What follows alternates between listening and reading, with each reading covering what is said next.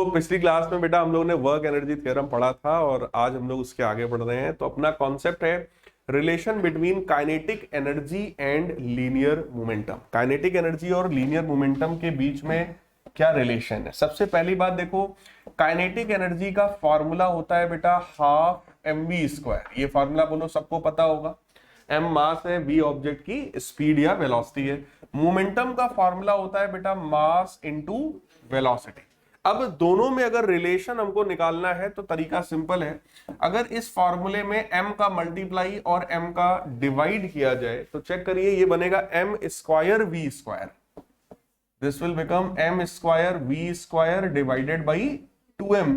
और m square v square को क्या बोल सकते हैं, दैट इज p स्क्वायर। तो काइनेटिक एनर्जी का फॉर्मूला अपने पास आ गया मोमेंटम के टर्म्स में, that is kinetic energy is equal to p square upon 2m। ये फॉर्मूला है। इतने में कोई डाउट हो तो बताइए। काइनेटिक एनर्जी और मोमेंटम के बीच का ये एक सिंपल सा रिलेशन है, या हम लोग ये भी कह सकते हैं कि मोमेंटम जो है that is under root 2m kinetic energy. Clear है? ठीक।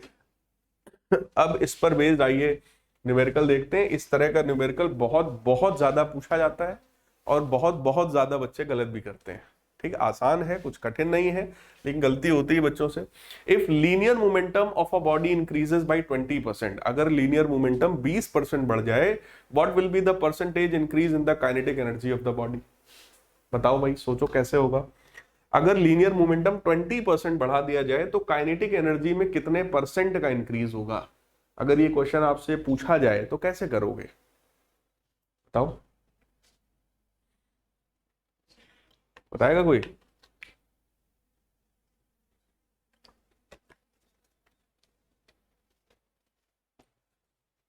तरीका एकदम फंडामेंटल वाला है, बेसिक वाला, कि अगर मैं फॉर्मूला लिखूं, अभी हम लोगों ने देखा काइनेटिक एनर्जी का फॉर्मूला मोमेंटम के टर्म्स में बोलो ये होता है ना। और बेटा अगर मोमेंटम को 20% बढ़ा दिया जाए तो फाइनल मोमेंटम कितना होगा, तो उसके करस्पॉन्डिंग फाइनल काइनेटिक एनर्जी कुछ अलग होगी। ठीक, तो फाइनल मोमेंटम आप बता सकते हैं। देखो इनिशियल मोमेंटम तो p था और बढ़ाया कितना गया 20%, यानी p का 20% यानी p इंटू 20/100, यानी कि क्या ये 0.2p हो जाएगा। बोलो यार, दिस डिवाइडेड बाई 2m इसका होल स्क्वायर। बोलो भाई, ऐसा बनेगा भाई। k is equal to P square by 2m, ये इनिशियली था, और 20% जब आप बढ़ा दोगे तो 20% ये होगा, ये तो समझ में आ ही रहा होगा आपको, 20/100। सो 0.2p इतना और बढ़ जाएगा और इसका स्क्वायर बाई 2m करेंगे, that will B final kinetic energy. और अपने को निकालना क्या है, what will be percentage increase in the kinetic energy. तो जरा ये बताओ बेटा, percentage increase in kinetic energy, इसका मतलब क्या है। काइनेटिक एनर्जी में परसेंटेज इंक्रीज का मतलब क्या ये होता है, change in kinetic energy upon initial kinetic energy multiplied by 100। किसी भी क्वांटिटी में परसेंटेज चेंज का मतलब यही होता है ना, change in the quantity upon original value multiplied by 100। तो चेंज इन काइनेटिक एनर्जी का मतलब फाइनल माइनस इनिशियल। फाइनल बेटा जरा चेक करो कितना है, 1.2p का whole square by 2m minus initial that is p square by 2m divided by initial, यानी कि p square by 2m whole multiplied by 100। जरा चेक करो, ये पहला वाला ये जो टर्म है, ये टर्म सॉल्व होकर के कितना आएगा भाई, 1.2 का होल स्क्वायर कितना होता है 1.44 भाई, 12 का स्क्वायर 144, तो 1.2 का स्क्वायर 1.44, तो 1.44 p square by 2m minus p square by 2m divided by p square by 2m। तो जरा चेक करिए, क्या p स्क्वायर बाई 2m ऊपर से कॉमन आ जाएगा और वो और नीचे वाला कैंसिल। तो ऊपर जरा आप मुझे चेक करके बताइएगा, क्या ऊपर बचेगा 1.44 माइनस 1, बोलो यार, डिवाइडेड बाई 1 मल्टीप्लाइड बाई 100। तो ये ओवरऑल वैल्यू आपकी सॉल्व होकर कितने परसेंट आएगी, 44%। कोई डाउट इसमें? मतलब अगर आप मोमेंटम को 20% बढ़ाओगे तो काइनेटिक एनर्जी कितना बढ़ेगा? 44%। सिंपल देखो क्वेश्चन है, बट ये मैक्सिमम बच्चों से पता नहीं क्यों गलत हो जाता है। ठीक, सेम वैरायटी का एक क्वेश्चन और है हमारे पास। If kinetic energy of a body increases by 300%, अगर काइनेटिक एनर्जी 300% बढ़ा दिया जाए, what percent will be the linear momentum of the body increase? पिछली बार मोमेंटम को इंक्रीज किया था तो काइनेटिक एनर्जी देखा था कितना बढ़ा। इस बार काइनेटिक एनर्जी को 300% बढ़ा रहे हैं और कह रहे हैं लीनियर मोमेंटम बताओ कितने परसेंट बढ़ गया। क्वेश्चन समझ में आ रहा है? तो जरा ये मुझे बताइए, काइनेटिक एनर्जी और मोमेंटम में क्या रिलेशन होता है भाई? इस बार परसेंटेज चेंज किस में निकालना है? मोमेंटम में। तो फॉर्मूला क्या होगा? Delta P upon P initial into 100, है ना? तो इसका मतलब तुमको ये फॉर्मूला नहीं यूज करना चाहिए, इसकी बजाय आप ये यूज करो, √2m काइनेटिक एनर्जी। तो ये इनिशियल वैल्यू थी। फाइनल वैल्यू बेटा जब आप निकालोगे, इसको इनिशियल मानो, फाइनल वैल्यू आएगी √2m काइनेटिक एनर्जी फाइनल। और फाइनल काइनेटिक एनर्जी बोलो कितनी है? कह रहे kinetic energy is increased by 300%। तो फाइनल वैल्यू आप बता सकते हैं कितना होगा? अगर इनिशियल काइनेटिक एनर्जी k है तो फाइनल बोलो k प्लस 3k यानी कि 4k। क्लियर है? तो 4k का मतलब क्या हुआ? देखो 4 का अंडर रूट करोगे कितना आएगा? 2। सो 2√2m k। सही है? तो बेटा परसेंटेज अपने को मोमेंटम का चाहिए, यानी delta p by P multiplied by 100। Delta p का मतलब दिस माइनस दिस, 2 में से 1 सपरेट करोगे तो कितना आएगा भाई? √2m k आएगा, डिवाइडेड बाई इनिशियल वैल्यू वो भी यही है, मल्टीप्लाइड बाई 100।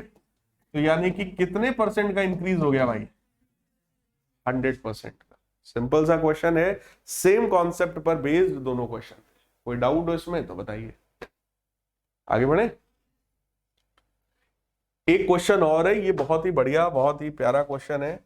जितना आपने इसके पहले पढ़ा था, ठीक है, वर्क एनर्जी थ्योरम में, वो सब यहां पर यूज हो जाने वाला है, सब। तो जरा देखिए क्वेश्चन में क्या है। क्वेश्चन में आपसे कहा जा रहा है body of mass 0.3 kg is taken up an incline plane of length 10 metre and height 5 metre. ठीक है, हम लोग डायग्राम बनाते चल रहे हैं। आपसे कहा जा रहा है एक बॉडी है जिसका मास है 0.3 kg और इसको एक इंक्लाइंड प्लेन पर हम लोग ले जा रहे हैं जिसका लेंथ कितना है?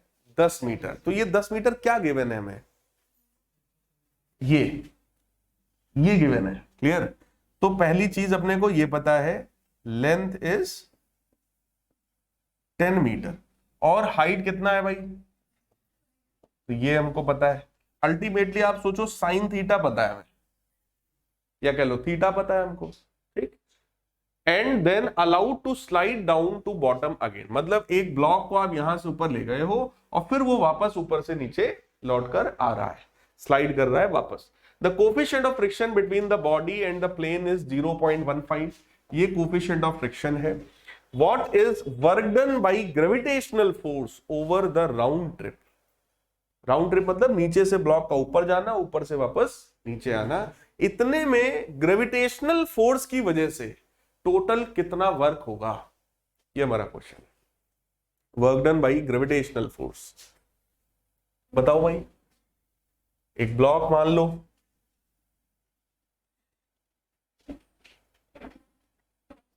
ये ब्लॉक है मान लीजिए, इसका अपना वेट होगा, इधर ब्लॉक का मास है 0.3 kg, तो बोलो 3 न्यूटन का लगेगा वेट, mg। ठीक, अगर ये इधर होगा बोलो एक नॉर्मल रिएक्शन भी लगेगा। सही है? ये एंगल बेटा थीटा है तो ये भी थीटा होगा, ये 3 है, ये थीटा है, तो इधर की तरफ 3 cos थीटा और इधर की तरफ 3 sin थीटा। अब एक चीज मुझे बताओ, अगर ये ब्लॉक ऊपर जा रहा है तो फ्रिक्शन किधर लग रहा होगा? तो फ्रिक्शन भी मान लीजिए इस डायरेक्शन में है यहाँ पे। ठीक, और जब ये नीचे आ रहा होगा तब फ्रिक्शन किधर लगेगा? ऊपर। और एक चीज और बताओ, अगर 3 sin थीटा नीचे है, फ्रिक्शन भी नीचे है, अपने आप तो ऊपर जाएगा नहीं, इसका मतलब कोई ना कोई फोर्स ऊपर रहा होगा। लेट अस सपोज वो फोर्स कितना है, एफ फोर्स, यही फोर्स तो इसको ऊपर ले जाएगा भाई, अपने आप तो ऊपर जा नहीं सकता, अगर दो फोर्स नीचे लगे हैं तो नीचे ही आ जाना चाहिए उसको। बोलो यार, अब आप जरा सोचो, what is work done by friction. पहले आप मुझे बताओ, ऊपर जाते समय फ्रिक्शन कितना, सॉरी ग्रेविटेशनल फोर्स कितना वर्क करेगा। पहले पार्ट में ग्रेविटेशनल की बात हमें करनी है, बताओ जरा। पहली बात ये बताइए, क्वेश्चन समझ में आया कि नहीं आया? सोल्यूशन तो फिर हम बता ही रहे हैं, क्वेश्चन समझ में आया कि नहीं आया? क्वेश्चन में सिंपल ये बोला, एक ब्लॉक है नीचे से ऊपर जा रहा है, ये बताओ ग्रेविटेशनल फोर्स की वजह से कितना वर्क हुआ। ठीक, तो बेटा ऊपर जाते समय work done during upward journey, यानी ऊपर जाते समय, एक चीज मुझे बताइए, ग्रेविटेशनल फोर्स किधर लग रहा है? नीचे लग रहा है ना, यानी कि अच्छा डिस्प्लेसमेंट किधर हो रहा है?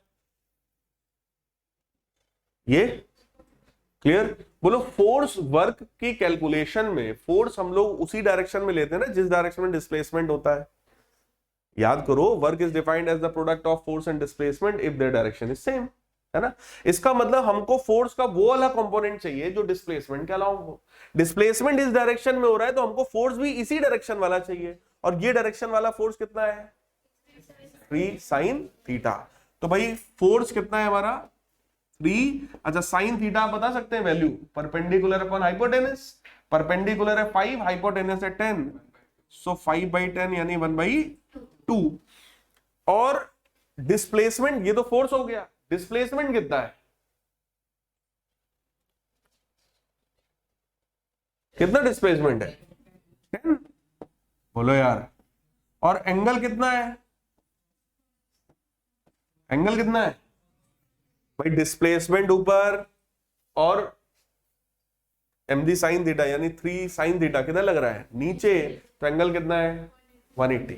तो जरा वैल्यू आप बता सकते हैं? 10 से 10 कैंसिल होगा, वैल्यू आएगा -15 न्यूटन। बोलो यार, सही है? न्यूटन लिख दिया मैंने, जूल होगा, वर्क है ना। अच्छा, work done in downward journey, जब वो वापस नीचे लौट कर आ रहा होगा तो बोलो 3 sin थीटा अभी भी किधर है? सो 3 × 5/10, बोलो अभी ऐसे ही रहेगा। डिस्प्लेसमेंट अभी भी कितना है, लेकिन इस बार एंगल कितना है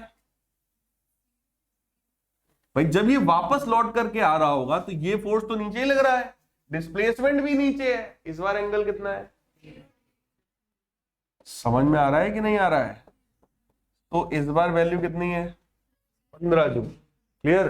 तो दोनों जर्नी में, मतलब नीचे से ऊपर आना और ऊपर से नीचे जाने में, टोटल वर्क डन कितना हुआ? 0।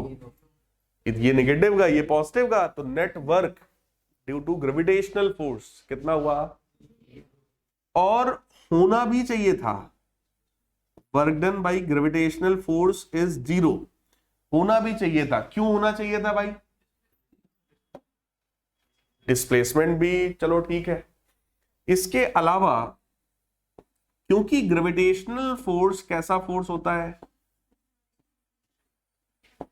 Conservative force. ये आप लोगों को मैंने पढ़ाया कि नहीं पढ़ाया? कंजर्वेटिव, नॉन कंजर्वेटिव पढ़ाया ना। सो ग्रेविटेशनल फोर्स होता है वो कंजर्वेटिव फोर्स होता है, और किसी भी कंजर्वेटिव फोर्स की दो प्रॉपर्टी होती है। सबसे पहली प्रॉपर्टी ये है कि पाथ पर डिपेंड, मतलब इसकी वजह से किया हुआ वर्क पाथ पर डिपेंड नहीं करता है, और दूसरी इसकी प्रॉपर्टी है कि work done in round trip is 0। Work done by conservative force in round trip will be 0। Round trip मतलब ए से बी गया, बी से वापस ए आया, तो राउंड ट्रिप में जो वर्क होगा वो 0 होगा। तो ये हमको पहले ही पता था, सॉल्व करने से पहले, work done by gravitational force must be equal to 0 in round trip. Clear? कोई भी कंजर्वेटिव फोर्स हो, आपसे बोले कि राउंड ट्रिप में बताओ वर्क कितना है, तो वैल्यू कितनी होगी? 0। केवल फ्रिक्शन टाइप के फोर्स को छोड़कर, क्योंकि फ्रिक्शन कैसा फोर्स होता है? Non conservative. अब आते हैं सेकंड पार्ट पर। सेकंड है बेटा work done by the applied force over upward journey, applied force, इसकी वजह से वर्क डन बताना है, वो भी अपवर्ड जर्नी में केवल। तो वो बताओ जरा कैसे निकालेंगे आप। जब अपवर्ड जर्नी की बात कर रहे हो तो बेटा इस फोर्स की आप मुझे वैल्यू बता सकते हैं। देखो वर्क का फॉर्मूला तो एक ही होता है, फोर्स इनटू डिस्प्लेसमेंट। फोर्स की वैल्यू क्या आप मुझे बता सकते हैं अपवर्ड जर्नी में? सो work done by applied force, तो मैं लिख रहा हूं अप्लाइड फोर्स कौन है? W, है ना, sorry F, work done by capital F force. तो कैपिटल F की वैल्यू आप मुझे बता सकते हैं कितना होगा? 3 साइन थीटा प्लस फ्रिक्शन। बोलो यार, नहीं समझ में आ रही क्या बात? भाई अगर ये ऊपर की तरफ है ये और ये दो फोर्सेस नीचे की तरफ हैं, तो क्या capital F this plus this के बराबर है? पक्की बात है। तो कैपिटल F की जो वैल्यू है that is 3 sine theta plus small f multiplied by displacement, फिर से कितना होगा अपवर्ड जर्नी में? 10 मीटर। ठीक, वैल्यूज केवल अब हमें रखनी है। सो 3 इंटू साइन थीटा की वैल्यू 1/2, फ्रिक्शन होगा म्यू n के बराबर, है ना। म्यू कितना है? 0.15, और नॉर्मल रिएक्शन जो होगा वो सोचो 3 cos थीटा के बराबर होगा, है ना, दैट इज इक्वल टू 3। और cos थीटा कितना होगा बेटा? Base upon hypotenuse. तो अगर ये मान लो 5 है, ये 10 है, तो ये कितना होगा? ये सिंपल, अगर मैं आपको बताऊं ये 5 है ये 10 है, तो ये एंगल आप बता सकते हैं कितना है? 30 डिग्री। भाई साइन थीटा की वैल्यू कितनी आई? 1/2, और वो कब होता है? 30 में। अगर ये एंगल 30 है तो बेटा cos 30 कितना होगा? √3/2। सो म्यू और n का मतलब हुआ 3 cos 30, यानी √3/2 मल्टीप्लाइड बाई 10। कोई डाउट इसमें? सही है। अब मुझे इसकी एग्जैक्ट वैल्यू चाहिए भाई। है कैलकुलेटर किसी के पास? एग्जैक्ट वैल्यू हमको चाहिए, क्योंकि एक पार्ट क्वेश्चन का और है, तो मैं कैलकुलेटर ऑन कर रहा हूं।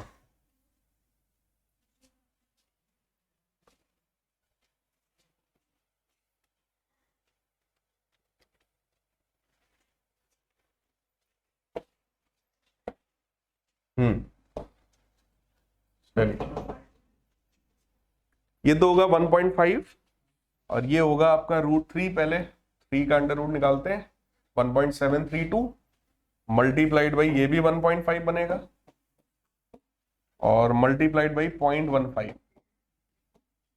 ठीक है, 0.389 प्लस 1.5। बोलो यार 1.88 समथिंग आ रहा है, और उसमें भी हम 10 का क्या करेंगे? मल्टीप्लाई, ये वाला 10। तो वैल्यू कितनी आई? 18.89। तो इसको हम लोग 18.9 लिख दे रहे हैं मोटा मोटा, इतने जूल। बोलो यार, इतने में कोई डाउट हो तो बताइए। ये वर्क बोलो पॉजिटिव होना चाहिए, क्यों भाई? क्यों होना चाहिए पॉजिटिव? क्योंकि डिस्प्लेसमेंट इधर हो रहा है और ये फोर्स लग भी इधर ही रहा है, so this work should be positive. पक्की बात है। ये हो गया हमारा सेकंड पार्ट। अब आते हैं थर्ड पार्ट पर। कह रहे हैं work done bye frictional force over round trip. Frictional force, अब फ्रिक्शनल फोर्स सोचो क्या कंजर्वेटिव होता है? नहीं, ये तो नॉन कंजर्वेटिव है, तो ये वर्क डन बोलो 0 तो नहीं आएगा। तो इसकी वैल्यू हमको चाहिए कि भाई फ्रिक्शन फोर्स की वजह से कितना वर्क हुआ। ठीक है, तो थर्ड पार्ट कहां लिखा जाए भाई? मैं इधर लिख रहा हूं, देखिएगा। ठीक है, थर्ड पार्ट हम इधर लिख रहे हैं। थर्ड पार्ट में एक चीज बताओ, फ्रिक्शन का फोर्स क्या हमेशा मोशन का अपोज करेगा? जब ये ब्लॉक ऊपर जा रहा होगा तो फ्रिक्शन किधर लगेगा, और जब ये नीचे आ रहा होगा तब फ्रिक्शन किधर लगेगा? तो क्या दोनों ही केस में एंगल 180 है? सही है। तो हम लोग यहां पे वैल्यू लिखेंगे, अगर हमें work done by frictional force निकालना है तो जरा सोचना, अभी मैं ऊपर जाते समय मैं बात कर रहा हूं, ठीक है। फोर्स आपका फ्रिक्शन वाला फोर्स है, ठीक। डिस्प्लेसमेंट बोलो 10 है, 10 मीटर, और एंगल कितना है 180, यानी कि F इंटू 10 इंटू 180, सही है। प्लस, और जब वो वापस लौट कर आ रहा होगा तो अगेन फ्रिक्शनल फोर्स कितना है F, डिस्प्लेसमेंट कितना है 10, अगेन एंगल कितना है। तो क्या ये सिंपल 2 टाइम्स हो जाएगा? सेम चीज 2 बार जोड़ रहे हैं हम, तो ये डबल हो जाएगा, यानी कि it will be 2 times of friction. और फ्रिक्शन कितना है 0.15 इंटू नॉर्मल रिएक्शन, और नॉर्मल रिएक्शन कितना था 3 cos theta, so that was 3 into √3/2, check कर लो भाई, 3 cos थीटा है ना। सो म्यू एन, ये तो हो गया फ्रिक्शन, ये म्यू एन फ्रिक्शन की वैल्यू है इंटू 10, और cos 180 कितना होगा -1, और 2 में पहले कर चुका हूं। क्लियर है भाई? ये कितना आएगा, ये 2 से ये वाला 2 कैंसिल हो जाएगा, एंड इसकी भी एग्जैक्ट वैल्यू निकालते हैं हम लोग। तो √3 आपका ये आ जाएगा 1.732 मल्टीप्लाइड बाई 30 मल्टीप्लाइड बाई 0.15, कितना आ रहा है भाई? तो माइनस का 7.79, तो उसको मैं लगभग कितना मान लूं, बोलो यार, सही है। अब फोर्थ पार्ट पर आते हैं, 3 पार्ट समझ में आ गया ना। फोर्थ पार्ट पर आते हैं, kinetic energy of a body at the end of the trip. कह रहे हैं इस ट्रिप के एंड में बॉडी की काइनेटिक एनर्जी बताइए, kinetic energy of the body at the end of the trip, trip के लास्ट में। तो बताओ भाई, ट्रिप के लास्ट में काइनेटिक एनर्जी कितनी होगी?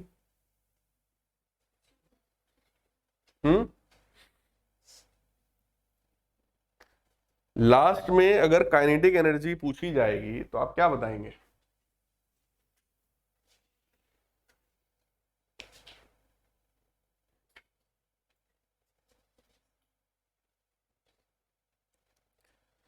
बेटा वर्क एनर्जी थ्योरम क्या कहता है? What is work energy theorem? Work done by all type of forces, है ना।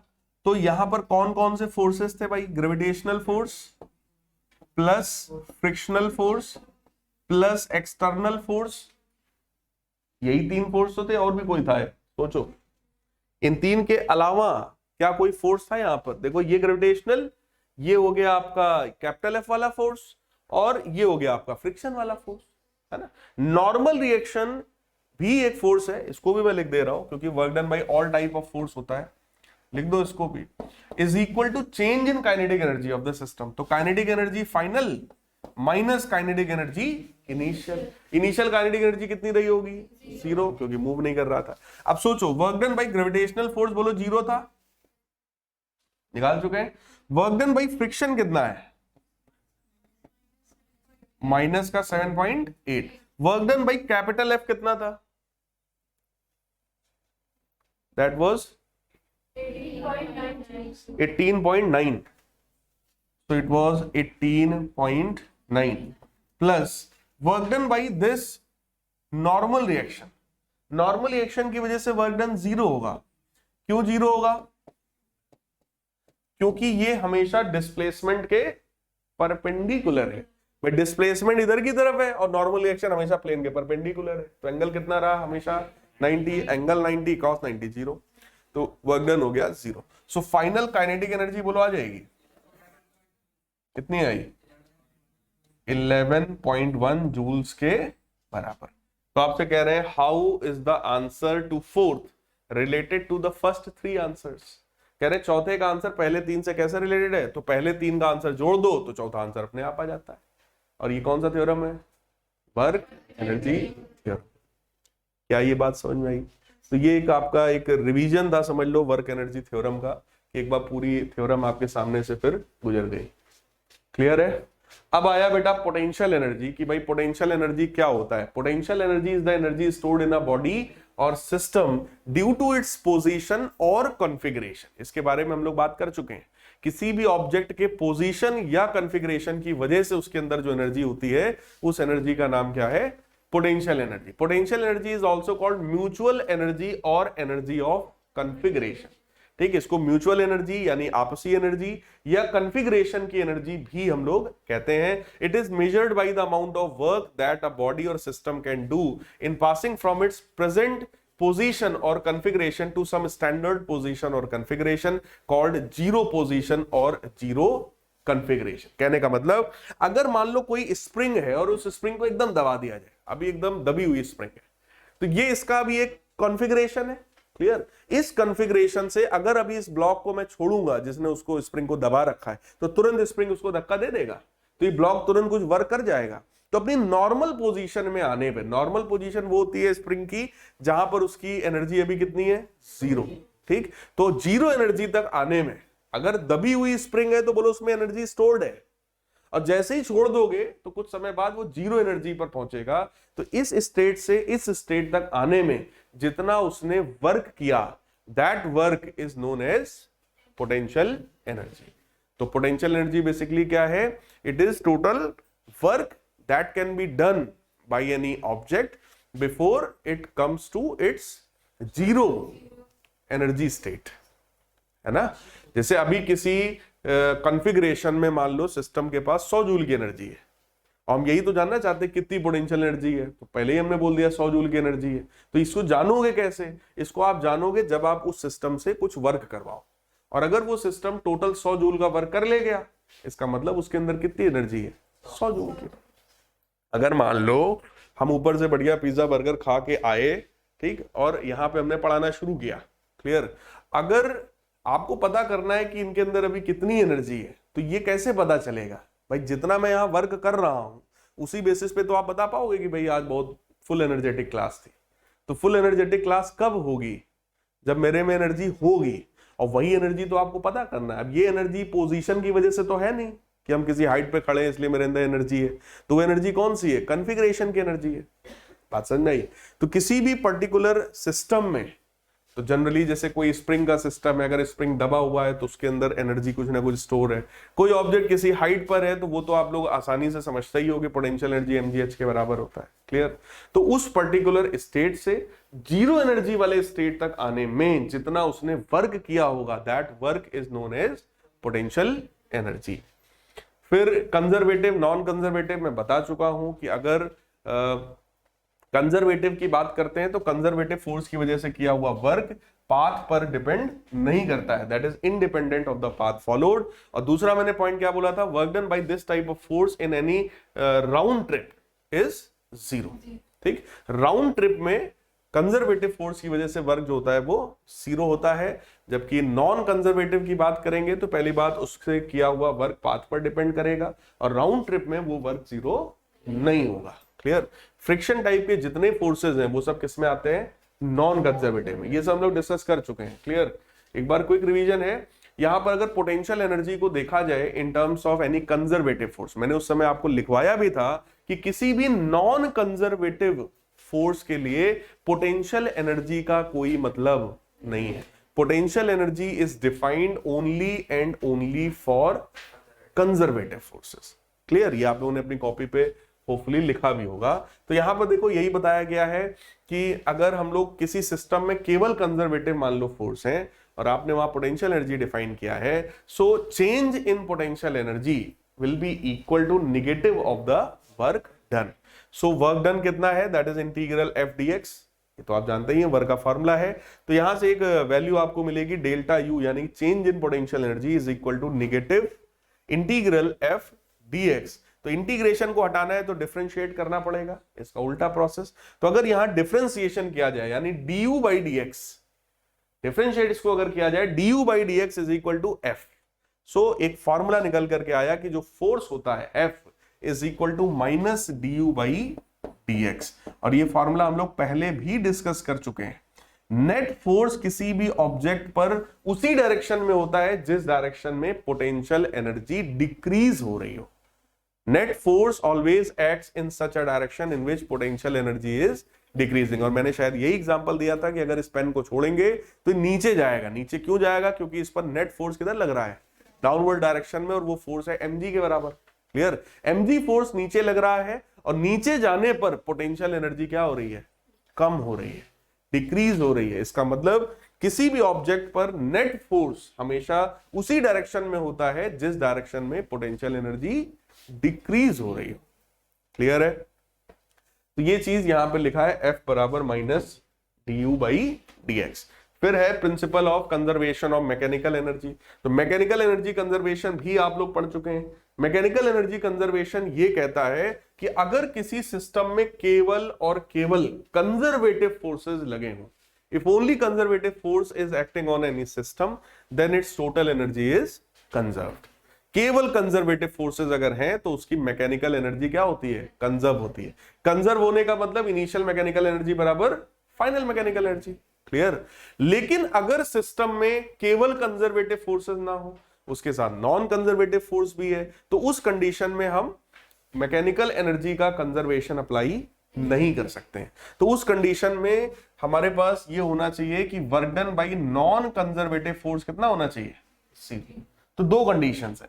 पहला, नॉन कंजर्वेटिव फोर्स हो ही ना, अगर नहीं है तो हम मैकेनिकल एनर्जी का कंजर्वेशन लगा सकते हैं, मतलब फ्रिक्शन टाइप का फोर्स हो ही ना।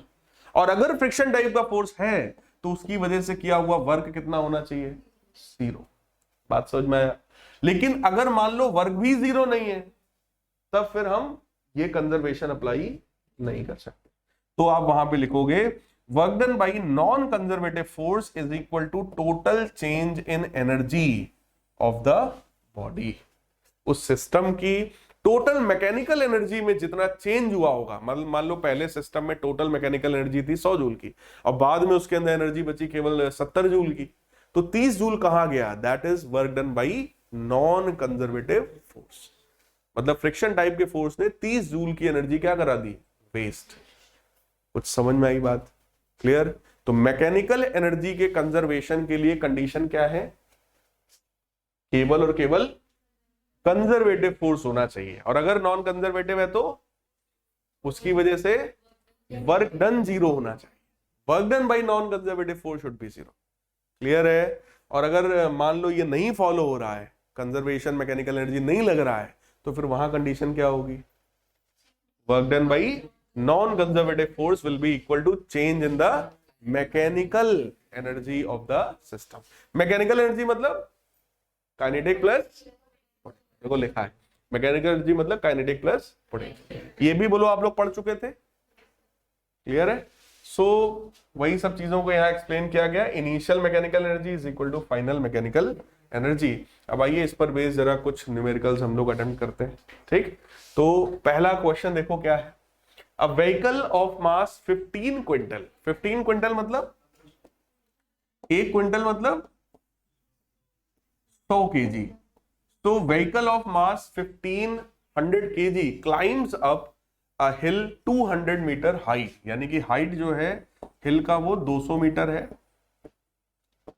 It then moves on level road with speed of 30 metre per second.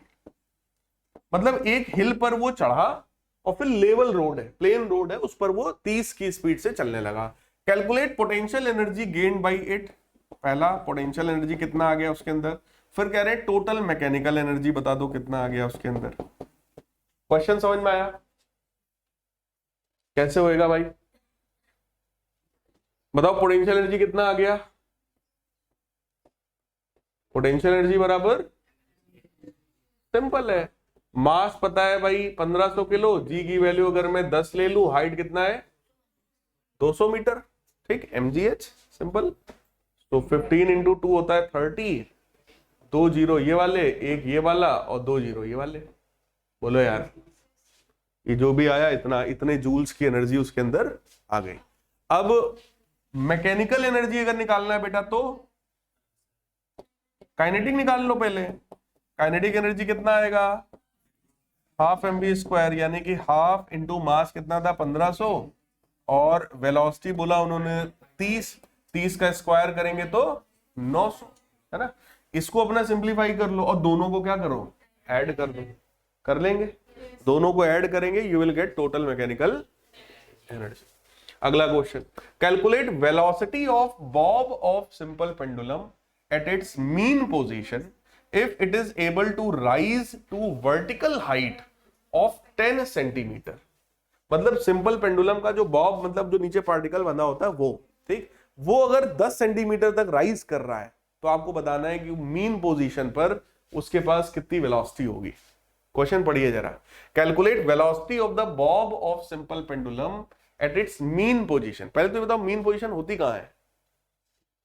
Centre वाली। मीन पोजीशन का मतलब वो जगह जहां पर उसकी potential energy zero, potential energy zero, kinetic maximum होगा, ठीक, but potential will be zero. तो सबसे नीचे वाला ये पॉइंट जहां से शुरुआत होती है मोशन की, वही क्या है? Mean position. क्लियर? तो मीन पोजीशन से अगर वो 10 सेंटीमीटर तक जा रहा है तो आपको ये बताना है कि भाई उसकी इनिशियल एनर्जी कितनी थी या इनिशियल स्पीड कितनी थी। ये क्वेश्चन हमारा है। कैसे करोगे? अब यहां पर हम लोग conservation of mechanical energy apply कर सकते हैं। ठीक, पहली बात चेक करो, क्या यहाँ पे कोई फ्रिक्शन टाइप का फोर्स है? मतलब नॉन कंजर्वेटिव फोर्स नहीं है, so we can apply conservation of mechanical energy. तो आप कहोगे सर इनिशियल एनर्जी बताइए जरा। कह रहे calculate energy at mean position, तो ये मान लो इसका मीन पोजीशन है, ठीक, और यहां से ये राइज कर गया वर्टिकल हाइट। वर्टिकल हाइट का मतलब ये वाली हाइट है 10 मीटर, सॉरी 10 सेंटीमीटर, ये हाइट है 10 सेंटीमीटर। ए पॉइंट से वो बी पॉइंट तक पहुंचा है, ऐसे ऐसे करेगा। तो उन्होंने यहां से यहां की बात किया जिसमें वर्टिकली वो 10 सेंटीमीटर ऊपर उठ गया है। अब आपको ये बताना है केवल कि इस जगह पर इसके पास स्पीड कितनी है। पहले ये बताओ मुझे, यहां पर कौन सी एनर्जी इसके पास होगी? काइनेटिक। अगर यहां पर कुछ स्पीड है तो काइनेटिक एनर्जी रही होगी, बोलो भाई। और वो यहां पर जब पहुंचा होगा, हाइट पर है, तो बोलो पोटेंशियल एनर्जी तो 100% होएगी। और वो यहीं तक पहुंच पाया, यहां से वापस लौटने वाला है, इसका मतलब इस जगह पर वेलोसिटी कितनी है? जीरो। मतलब वहां पर सिर्फ पोटेंशियल एनर्जी होगी।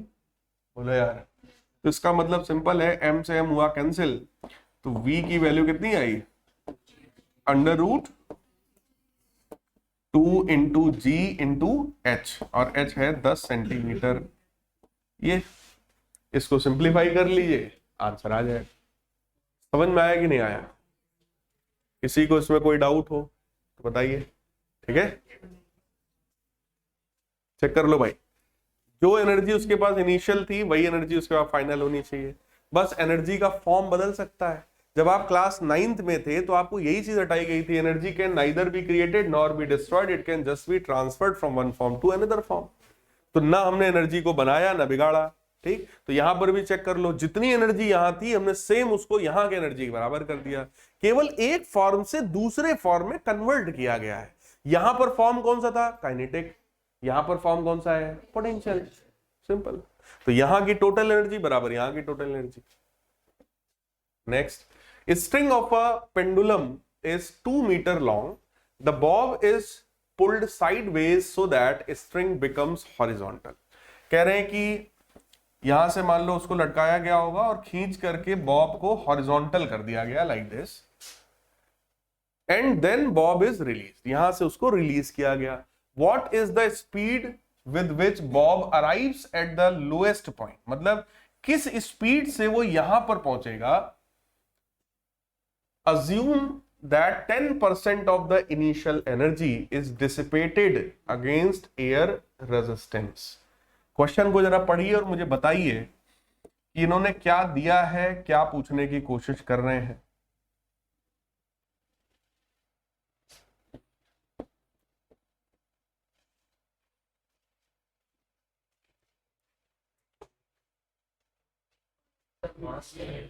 हाँ, मास दिया है? नहीं दिया है। पेंडुलम का मास नहीं दिया, नहीं दिया तो वो कैंसिल होने वाला होगा। पिछले वाले में भी सोचो कैंसिल हो गया था, पिछले वाले में देखो m से m कटा था, ऐसे कुछ यहां भी होने वाला होगा, इसलिए नहीं दिया उन्होंने। कोई बात नहीं, जाने दो। हाँ, अब भाई 2 मीटर लंबी रस्सी थी, डायग्राम में दिख रहा है, कह रहे हैं कि हमने बॉब को पहले खींच के हॉरिजॉन्टल कर लिया ऐसे, और यहां से अब हम इसको छोड़ने वाले हैं। जब इसको छोड़ेंगे तो यहां से होते हुए ऐसे आगे जाएगा। क्लियर? तो कह रहे हैं यहां पर उसकी स्पीड बता दो। सिर्फ एक लाइन और जोड़ दी, वो लाइन ये है कि उसकी 10% एनर्जी, जो यहां पे इसकी एनर्जी थी उसका 10% यहीं पे क्या हो गया, समझ लो लॉस हो गया। बस पिछले क्वेश्चन में बस एनर्जी लॉस वाला खेल नहीं था। पिछले क्वेश्चन में ये बोला यहां से उठाया 10 सेंटीमीटर ऊपर तक आया, यहीं से छोड़ दिया। ठीक, इस बार बस थोड़ा एनर्जी लॉस हो गया। बताओ क्या करें?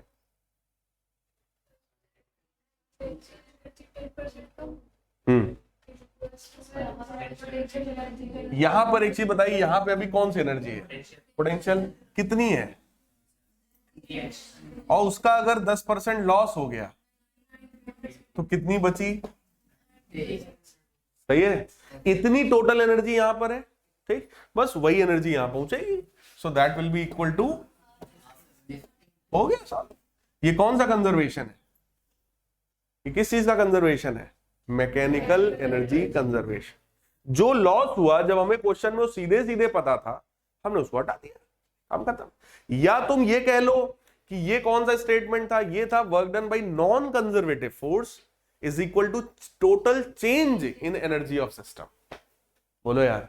और क्वेश्चन में हमको साफ साफ दिया है कि नॉन कंजर्वेटिव फोर्स की वजह से वर्क कितना हुआ? 10%। जितना लॉस हो गया तो हमने उतना पहले ही हटा दिया, सवाल खत्म। कुछ समझ में आई बात? एम से एम कैंसिल हुआ और बी हमें निकालना है, इसको यहां कैंसिल करोगे 50 आएगा, तो v की वैल्यू कितनी आएगी भाई? 9/5 मल्टीप्लाइड बाई जी की वैल्यू कितनी? 10 ले ली जाए, और हाइट कितना था? 2 मीटर। हो गया। कितना आएगा भाई? 6 आएगा।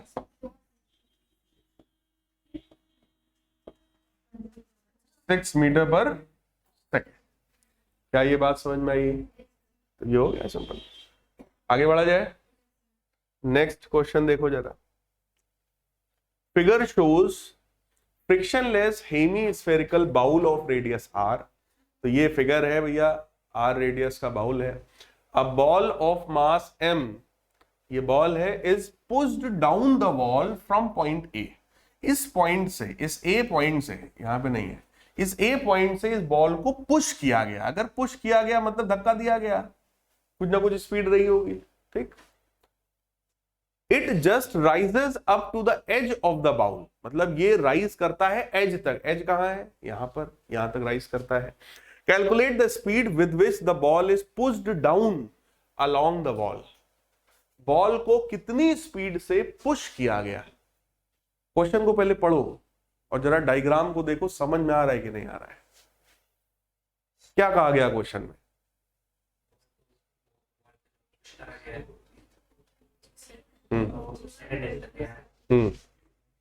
सेकेंड एज कहां पर है? हाँ, बी तक गया है। ठीक है, वही बी की वैल्यू पूछ रहे हैं।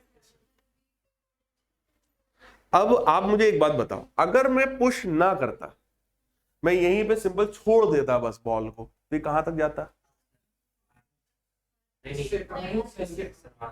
यहीं तक जाता। कम ना जाता। कम क्यों ना जाता? क्योंकि फ्रिक्शन विक्शन की बात नहीं है क्वेश्चन में।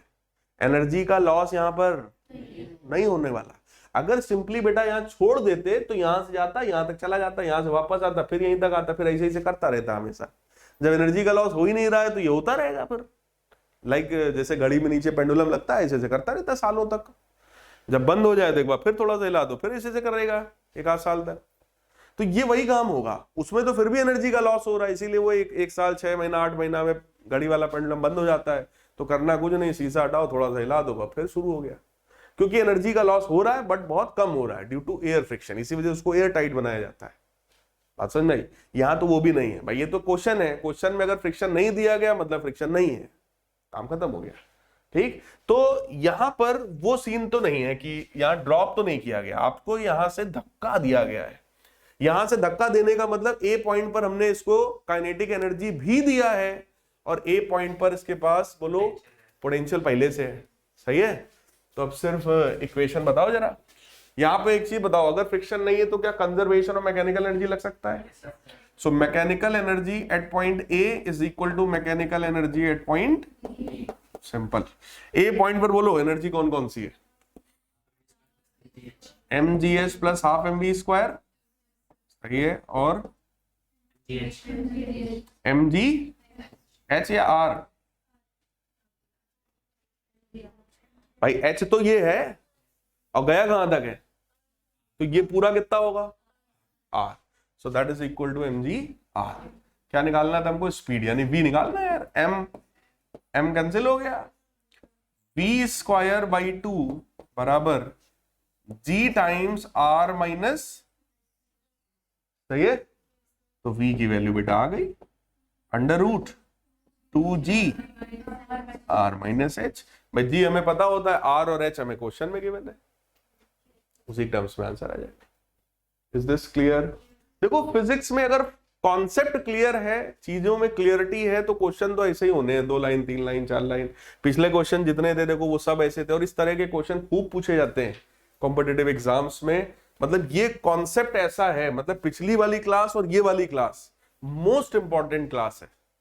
आज जो आप कर रहे हो, जो पिछली क्लास में आपने किया था, कॉम्पिटिटिव एग्जाम में 100% क्वेश्चन इससे आना ही आना तय है, आएगा, 100% आएगा। स्कूल वाले में भले ना आए, स्कूल में अगर टीचर ने पढ़ाया होगा तो इससे पूछेगा, नहीं पढ़ाया होगा नहीं पूछेगा, लेकिन कॉम्पिटिटिव एग्जाम में एकदम गांठ बांध लीजिए कि 100% आपसे पूछा जाना है। फिर अगला आया potential energy of a spring. Spring का मतलब देखो जरा क्या है। अगर कोई स्प्रिंग है तो स्प्रिंग का नेचर बेटा, ये शायद मैंने बताया था कभी स्प्रिंग का फोर्स आपको, नहीं बताया। स्प्रिंग का नेचर ये होता है कि स्प्रिंग का force directly proportional to minus X होता है। मतलब जितना ज्यादा खींचोगे फोर्स उतना ही ज्यादा बढ़ता जाएगा, मुझे लग रहा मैंने बताया था आपको, और जितना कम खींचोगे उस पर फोर्स उतना ही कम आएगा। क्लियर? स्प्रिंग का ये जो फोर्स होता है F, that is equal to minus K X, आपको याद होगा। फिर ये फोर्स याद करो वेरिएबल टाइप का फोर्स है, जैसे जैसे x बढ़ेगा वैसे वैसे ये फोर्स भी बढ़ेगा। यहां पर x क्या होता है? कंप्रेशन और इलोंगेशन। क्लियर? तो मैंने आपको वर्क निकलवाया था, मुझे याद है जब मैं पढ़ा रहा था work done by variable force, तब मैंने वर्क निकलवाया था इस तरह के फोर्स की वजह से, और उसका फॉर्मूला वही था integration of F D x, है ना। सो इंटीग्रेशन ऑफ के एक्स डी एक्स जब आप इंटीग्रेट करोगे तो वर्क की वैल्यू निकल कर आएगी हाफ के एक्स स्क्वायर, और यही वर्क उसमें एनर्जी के रूप में स्टोर्ड होता है। तो किसी भी स्प्रिंग की एनर्जी कितनी होती है? हाफ के एक्स स्क्वायर, लिखा होगा आप लोगों ने कॉपी पर, है ना। इसका मतलब सिंपल ये है कि अगर कोई स्प्रिंग मान लो 10 सेंटीमीटर लेंथ का है और तुमने खींच के 12 सेंटीमीटर कर दिया, तो एक्स कितना है?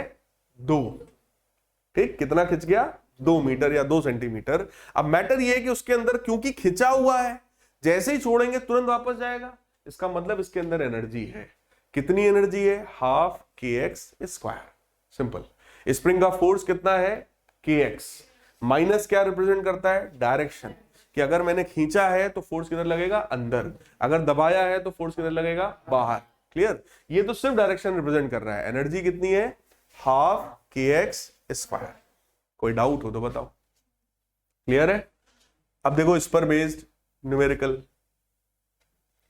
कह रहे two springs have force constant K1 and K2। 2 spring है, कांस्टेंट K1 K2 है, K1 बड़ा है K2 छोटा है। On which spring is more work done if they are stressed by same force. 2 springs हैं, एक का कांस्टेंट K1 है, दूसरे का K2 है, और कह रहे हैं अगर दोनों पर सेम फोर्स लगाया जाए, फोर्स की वैल्यू बेटा अगर सेम होगी तो जरा सोचो फोर्स कितना होता है? K1 x1 पहले पर और K2 x2 दूसरे पर। F बराबर kx होता है, माइनस का मतलब क्या होता है? डायरेक्शन। तो उसकी बात तो हम कर नहीं रहे भाई, फोर्स दोनों में सेम है। सेम फोर्स का मतलब पहले पे मान लो K1 x1 और दूसरे पे मान लो K2 x2। क्लियर है? अब आप मुझे बताओ वर्क की वैल्यू पहले के लिए कितनी होगी? हाफ K1 x1 स्क्वायर, और दूसरे के लिए वर्क कितना होगा भाई? क्लियर? दोनों में यही तो पूछा जा रहा है ना कि किस पर हमें वर्क ज्यादा करना पड़ा। कह रहे हैं on which spring is more work done, ज्यादा काम किस पर करना पड़ा, कैसे पता? हाफ, अगर देखो मैं दोनों का रेशियो निकालूं तो जरा चेक करो, हाफ से half cancel, k1x1 square upon k2x2 square, सही है। अब कुछ लोगों ने कहा है W1 बड़ा है ना, W1 बड़ा है, देखते हैं क्रॉस चेक करते हैं भाई। k1x1 इंटू x1 ऐसा लिख सकता हूं, k2x2 इंटू x2 ऐसा लिख सकते हैं भाई, बोलो यार। अगर k1x1 k2x2 आपस में बराबर हैं तो क्या इसका मतलब ये और ये cancel, so that is equal to x1 upon x2। और अगर x1 अपॉन x2 की बात करें, यहां से x1 अपॉन x2 करो तो ये किसके बराबर आएगा ना, ध्यान से देखो, k1x1 बराबर k2x2 अगर है तो यहां से आप जरा x1 अपॉन x2 निकालो, यहां से कितना आएगा। अब आप मुझे बताओ W1 अपॉन W2 की ओवरऑल वैल्यू किसके बराबर आई, और दोनों में कौन बड़ा है? अगर k1 बड़ा है, कौन बड़ा हुआ? फिजिक्स में जो लगता है वो होता नहीं है भाई, k1 बड़ा है। अगर k1 बड़ा है तो this ratio is less than 1। नहीं समझ में आई बात? अगर k1 बड़ा है भाई साहब, डिनोमिनेटर अगर बड़ा है तो ये रेशियो क्या होगा, लेस देन 1। और अगर ये लेस देन 1 होगा तो W1 इज लेस देन, समझ में आया बेटा? फिजिक्स में कभी भी ऐसा कोई क्वेश्चन आए जहां देख के तुरंत अंदर से एकदम तुरंत आंसर आए दौड़ के, समझ जाओ गलत है। ये भी ना करना कि हमेशा उसको उल्टा ही कर लिया, हम तो गलत ही बताते हैं तो वही सही होगा, ये भी मत करना। मतलब मेरा लॉजिक ये है कि फिजिक्स में कॉन्सेप्ट के साथ जब तक मैथमेटिक्स भी आपका सपोर्ट ना करे तब तक मत सोचो वही आंसर है। यही गलती बहुत पहले कभी हम भी कर जाते थे कि अंदर से लगा अरे यही होना चाहिए, खट से बोल दिया यही होना चाहिए, गलत। इसको आप समझो, जब तक मैथमेटिक्स लगाओ, मतलब थोड़ा पेन चलाओ जो लिखा है क्वेश्चन के हिसाब से, तो फिर बाद में पता चलता है यार ऐसा नहीं ऐसा था। अगला पार्ट देखो जरा, they are stretched by same amount. इस बार दोनों जो स्ट्रेच हुए हैं वो सेम अमाउंट से हुए हैं, तो F1 फोर्स बेटा कितना होगा, k1x, और F2 कितना होगा, सेम अमाउंट है तो x की वैल्यू सेम है ना। इस बार चाहो तो तुम x1 x2 लिखो, बाद में बोलना कि x1 बराबर x2 है, एक ही बात है। तो चाहे वैसे लिखो चाहे ऐसे लिखो, फिलहाल हमको निकालना है इस बार W1 अपॉन W2। तो फॉर्मूला तो वही है यार, half k1x square upon half k2। तो ये आसान है, this is simple k1 by k2, क्योंकि x सेम है कैंसिल हो जाएगा, 2 कैंसिल हो जाएगा, और k1 बड़ा है तो this is greater than 1, so W1 is greater than. तो सेकंड पार्ट में पहली वाली स्प्रिंग पे ज्यादा वर्क करना पड़ेगा और पहले पार्ट में दूसरी वाली स्प्रिंग पर ज्यादा वर्क करना पड़ेगा। इस बात समझ में आई? क्लियर? कोई डाउट हो भाई पूछ लो, इसमें ठीक ठाक क्वेश्चन है, ऐसे क्वेश्चंस आपसे पूछे जा सकते हैं, बहुत कठिन भी नहीं बहुत आसान भी नहीं। अगला देखो, potential energy of a spring when stretched through a distance x is 10 joule.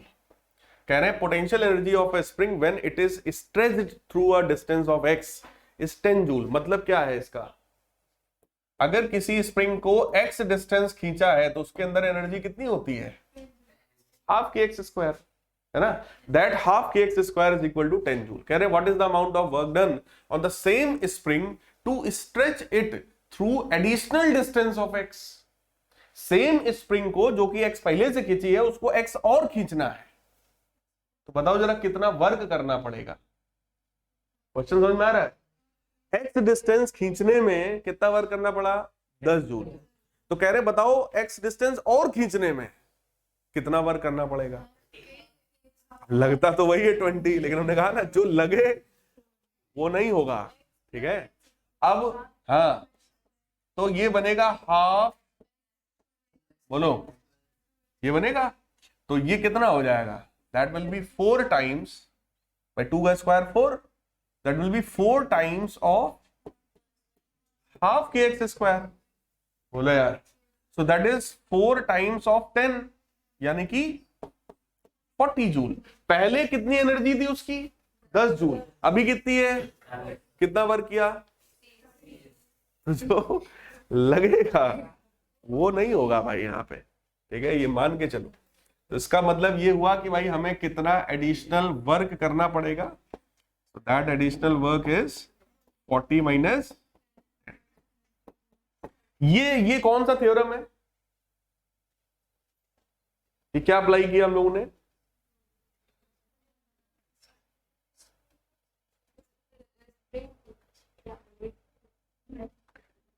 This is W is equal to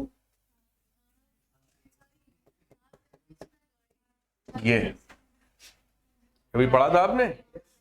this is मतलब it is like work energy theorem, but work energy theorem में क्या होता है? Work is equal to total work done is equal to change in kinetic energy. तो यहाँ kinetic energy तो है नहीं, यहाँ पोटेंशियल एनर्जी है, so that is work done is equal to negative of total change in potential energy. लेकिन ये उसकी बजाय ऐसे समझना ज्यादा आसान है कि भाई पहले 10 जूल था, अभी जब हमने 2x खींचा उसको तो एनर्जी हो गई टोटल 40 जूल, तो इसका मतलब 30 जूल का वर्क हमें कहीं ना कहीं से करना पड़ेगा। अगला देखो, कह रहे to simulate car accidents auto manufacturers study collision of moving cars with mounted spring of different spring constants. कह रहे हैं जो कार जब बनाई जाती है तो कार की स्ट्रेंथ को चेक करने के लिए वो कार को भिड़ा भिड़ा के देखते हैं कि कितना मोमेंटम, कितना इंपल्स ये कार झेल पाएगी, ठीक है। जब उसका एयर बैग वगैरह जब खुलता है तो हमेशा जब कंपनी बनाती है गाड़ी तो 2 गाड़ी 4 गाड़ी 6 गाड़ी या 10 गाड़ियों पर वो एक्सपेरिमेंट करती है, मतलब इतना लाखों करोड़ों का वो खर्चा करती है, महंगी महंगी गाड़ियां पहले तोड़ फोड़ के देखती है कि उसका कितना उसमें दम है। Consider a typical simulation with a car of mass 1000 kg, मतलब इस बार जो कार है उसका मास 1000 kg है, moving with the speed of 18 kilometre per hour on smooth road and colliding with horizontally mounted spring of spring constant this, what is the maximum compression of the spring. Question में आपसे कह रहे हैं कि एक 1000 kilo की car है, 18 की स्पीड से चल के आ रही है और सामने समझ लो एक बढ़िया बड़ा सा स्प्रिंग लगा हुआ है, क्लियर। कार आएगी और वो उस स्प्रिंग में जाकर के एकदम घुस जाएगी, तो ये हमें देखना है कि वो स्प्रिंग मैक्सिमम कितना दबेगी और स्प्रिंग का कांस्टेंट ये है। बताओ कैसे हो सकता है? क्वेश्चन समझ में आ रहा है क्या है? बताओ भाई। क्वेश्चन का मतलब ये है कि कार का स्ट्रेंथ जांचना है, कार में कितना दम है, ठीक है। अब इमेजिन करो इस दीवार पर हम लोगों ने एक बड़ी सी भयंकर टाइप की स्प्रिंग लगाई है, बड़ी मजबूत स्प्रिंग है, वो पेन वाली स्प्रिंग नहीं है, 1000 किलो गाड़ी आई घुस गई, बढ़िया बड़ी वाली सस्पेंशन टाइप की बढ़िया स्प्रिंग लगी हुई है। और सोचो इधर से एक नैनो आ रही है, नैनो आई और ठीक, नैनो उस स्प्रिंग को कुछ दबाएगी, थोड़ा मोड़ा कुछ तो दबेगी स्प्रिंग, है ना भाई, नैनो भी गाड़ी है कहने को, तो वो जब आएगी तो कुछ ना कुछ दबाएगी। फिर आप दूसरी कोई गाड़ी ले आओ, मान लो आप सेंट्रो ले आए हमारी, ठीक, सेंट्रो ले आके आपने इसमें मारा, ठीक है, तो सेंट्रो भी कंपैरेटिवली हो सकता है थोड़ा ज्यादा दबाए, हो सकता है कम दबाए, ठीक, लेकिन ऑब्वियस है क्योंकि सेंट्रो का जो मास है वो नैनो से ज्यादा है तो वो कंपैरेटिवली ज्यादा दबाएगी, क्लियर, ठीक है ना। देखो मास ज्यादा होने का मतलब काइनेटिक एनर्जी ज्यादा है, 12 mv², ठीक। फिर आपने कंपेयर किया, आप ले आए मान लो एक सफारी या हैरियर ले आए आप, फिर आपने उसके थ्रू सेम काम किया, हैवी गाड़ी है, मास ज्यादा है, ठीक, तो उसका ऑब्वियस है काइनेटिक एनर्जी ज्यादा रहा होगा तो कंपैरेटिवली ज्यादा दबाएगी, ठीक है। फिर आप फॉर्च्यूनर भी ले आए साथ में, फॉर्च्यूनर से भी सेम चीज आपने ट्राई किया, तो फॉर्च्यूनर में भी अब वही बात है कि मास ज्यादा है, ठीक। अब इसी में बॉडी के मटेरियल की बात आती है। मान लो हैरियर और फॉर्च्यूनर का अगर आपने कंपेयर किया, ठीक है, तो स्ट्रेंथ की बात आएगी तो मोस्ट ऑफ द केसेस में हैरियर जीत जाएगी, क्योंकि टाटा की गाड़ी है, लोहा ही लोहा भरा है पूरी गाड़ी में। फॉर्च्यूनर थोड़ा सा लुक वाइज और भड़कीली गाड़ी है, लेकिन मजबूती उतनी ज्यादा नहीं है, ठीक है। अब पता चला अगर गाड़ी आई और भिड़ने की बजाय, स्प्रिंग को दबाने की बजाय गाड़ी खुद ही फट गई, जैसे नैनो, नैनो जैसे आएगी तो पहले फट जाएगी, स्प्रिंग स्प्रिंग दबाने की बात की है, ठीक है ना। क्यों? क्योंकि गाड़ी मजबूत नहीं है, बनाई नहीं गई ना उस पर्पज से, उसको तो ऐसे काम चलाओ बना दिया गया, थोड़ा मोड़ा चला लो, सब्जी वब्जी ले आओ घर में, फिर ले आ खड़ी कर दो, ठीक, उस पर्पज से थोड़ा मोड़ा चलने के लिए बनाया गया। लेकिन जब आप मजबूत गाड़ी की बात करते हो तो वो सेफ्टी के पॉइंट ऑफ व्यू से बनाया गया कि इसका कोई भी बॉडी पार्ट जल्दी से ना हिले डुले, चाहे जितना बड़ा टक्कर हो बची रहे गाड़ी, ठीक। तो कहने का मतलब वही एक एक्सपेरिमेंट यहाँ पे ट्राई किया गया। अब होगा क्या, जो गाड़ी यार चल के आ रही, गाड़ी का मास हमें पता है, गाड़ी की स्पीड पता है, तो गाड़ी के पास कौन सी एनर्जी है? Kinetic energy. और जब वो काइनेटिक एनर्जी गाड़ी लेकर आएगी, अपनी सारी एनर्जी किसको देगी? स्प्रिंग को। तो स्प्रिंग के पास energy half K X square होना चाहिए। तो दुनिया भर की कहानी भले लिखी है, लेकिन सोल्यूशन बहुत छोटा सा है। ये हाफ mv स्क्वायर बराबर सिंपल, और उसमें कुछ दिमाग हमें लगाने की जरूरत। एनर्जी के हिसाब से क्वेश्चन बड़ा सिंपल हो जाता है, लेकिन अगर तुम फोर्स वाले कॉन्सेप्ट में गए तो वहां दुनिया भर का बवाल है। कई बार बच्चा इस सेम चीज को फोर्स से भी सोच सकता है कि सर फोर्स से भी हम लोग कर सकते हैं कि अगर कार किसी स्पीड से आ रही है तो हो सकता है कोई एक्सेलरेशन हो, फिर वो उस एक्सेलरेशन को निकालेगा और फिर वो ये सोचेगा कि स्प्रिंग दब गई तो स्प्रिंग में भी फोर्स आया होगा कि एक्स, फिर फ्रिक्शन भी है, दुनिया भर का उसमें बवाल ज्यादा है उसमें। इसमें कुछ नहीं है। इसके पास इनिशियल एनर्जी कौन सी थी? काइनेटिक हाफ mv स्क्वायर, ठीक। फाइनली जब कार तो रुकी जाएगी तो कार की तो काइनेटिक एनर्जी खत्म, तो फाइनल एनर्जी सिर्फ किसके पास है? स्प्रिंग के पास, क्योंकि स्प्रिंग दब चुकी है। समझ में आया? अब तुम्हें सिंपल वैल्यूज रखनी है। बोलो मास पता है, स्पीड पता है 18 किलोमीटर पर आवर है, इसको कन्वर्ट किसमें करना पड़ेगा? मीटर पर सेकंड। कैसे करोगे? 5/18 यानी कि 5 मीटर पर सेकंड। तो वो रख देंगे। बोलो के हमें पता है, एक्स हमें निकालना है, मैक्सिमम कंप्रेशन, वो हम सिंपली सॉल्व करके निकाल सकते हैं। Is this clear? कर लेंगे तो इसको आप लोग कर लीजिएगा। And this was all in this class, ठीक है। ये टॉपिक आपका कंप्लीट है। नेक्स्ट क्लास में we will study about collision and that will be last class of this chapter.